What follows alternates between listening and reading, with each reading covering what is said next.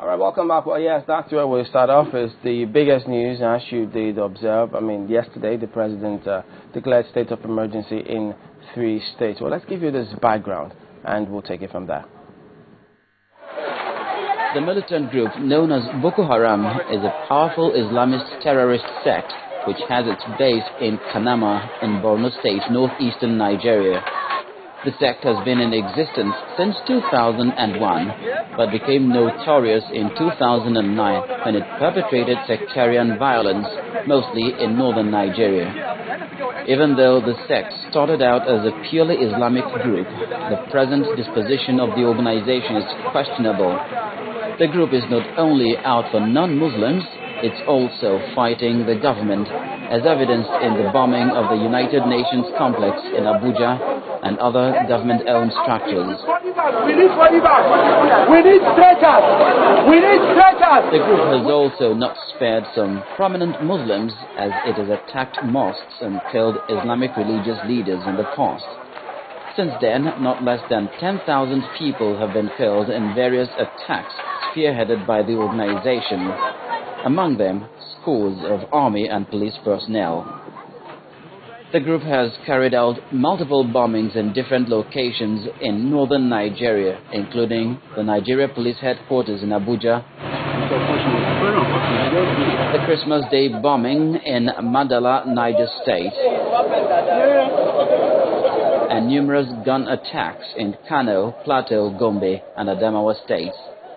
While these attacks were going on, the federal government, in an effort to restore peace, considered the amnesty option for the group by constituting the panel to work out an elaborate peace plan. But while that was on, the Ombate group in Nasarawa State struck, killing about 30 policemen and throwing the spanner into the amnesty works. This development, to all intents and purposes, has led to the declaration of the state of emergency as announced by the president. Whatever becomes necessary to provide the fullest possible security for the citizens of this country. Oh yeah, well, it just froze out there, but you had the meat of it yesterday if you didn't. But that's what we're focusing on, and we're joined now by Professor Femi Odekunle, who is a criminologist. Morning, and thank you for coming on today. Good morning. Well, yes, eventually you came, and then we had shades of opinion. Some said, well, okay, good to go. Well, some interesting aspect of that was that, well, the governors will stay, emergency holds, but it all goes up. But let's look at the whole broadcast itself, that declaration. How do you see it? To me, that declaration is justified. It's a declaration of war in response to the declaration of war by the Aramists, particularly in that section of the country. And unlike during Obasanjo regime, it does not involve the dissolution of the state houses of assembly. It does not involve the decapitation of the office of the governor. It does not affect local government operations, just matters of security and matters of perhaps potential abrogation of certain human rights as demanded when you declare a state of emergency. And like I said, what has been going on amounts to a declaration of war. Now, I'm not going to whether the declaration of war by whoever is justified or not justified. These are political, socio-economic matters. But I'm saying that as a state, the government has the right to respond to declaration of war by declaring counter-war to know who is actually in charge. The only thing that I do not understand, we have to wait for the details, because this appears to be evolving. There will be commentary by the National Assembly. There will be other consultations more than the one that led to the decision to declare the system in those 3 states.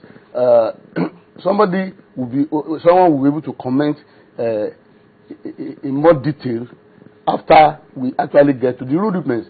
But my first reaction is, first, it's a justified declaration in response to those who have declared war. Secondly, is that I thought there must be some criteria for declaring a state of emergency in any part of the country. And I was thinking for more indications, why is Kano, for example, excluded? Because Kano had suffered in terms of quantum and quality of terrorist damage, like those others. I can understand why other places where there are problems have been excluded. But Kano seems to me, in my humble opinion, in my considered opinion, Kano seems as qualified as those others to be covered by in terms of the frequency? In terms of the frequency and the damage and the seriousness. I mean, remember, it's the place where they even went almost killing their revered Emma. It's a place where innocent people by the bus stations were just bombed out of existence. So I'm saying that over time, when we get settled down, people are likely to raise questions: why are some included and others not? Why are some included or others excluded? And to start with, it occurred to me: why is Kano not qualified? Is there considerations of political power? Is there consideration of cultural, religious, sacred cowness? What would they call sacred cow? I mean, I'm trying to formulate my own grammar here. Why is Kano excluded? It's a big question you just asked, because I think maybe perhaps there's the first time people are getting to have a rethink and say, wait a minute, we have seen this amount of violence in Kano and of a great frequency, so why was Kano excluded? But again, some are also asking, even though it's just recently, perhaps maybe you should give us an idea of how some of these things work. Some are also asking that, well, they thought Nasarawa was going to be included in all of this. Remember, I raised this issue. When governments have to take decisions on the basis of reasoning, on the basis of certain parameters, which could be defensible, and even could be justified. If you consider those, automatically you believe that those three states are qualified, and Kano should be included. But a place like Nasarawa will not be qualified. Plateau will not be qualified. Anambra, where you had 50 people floating on the river, will not be qualified. What about TVs and Jukus? What about Jukuns and Hausas? What about Bauchi? So I'm saying Nasarawa will not be qualified. In fact, in the case of Nasarawa, it is not as if there is any proven or obvious, for now, connection between the Boko Haramis that are apparently Islamic and the Umbase apparently traditional in terms of their spiritual orientation. So that's why, and that incident seems to be of recent. That is that of the situation in Nasarawa State. And perhaps other solutions will be more palatable to that area than the declaration of emergency in that place. You know, okay, all right. Have you tried, as a criminologist, have you tried to study or unravel, try to decipher the mode of living? When you talk about spirituality now of the Umbase people and those in Nasarawa State, have you tried to see what must have transpired within that particular locality? Okay. The problem of television interview is that it deals more with sound bites than deep analysis. I would not like to isolate disaster situation for analysis. You have to put it in the context. You have to, as it were, you have to begin from the beginning.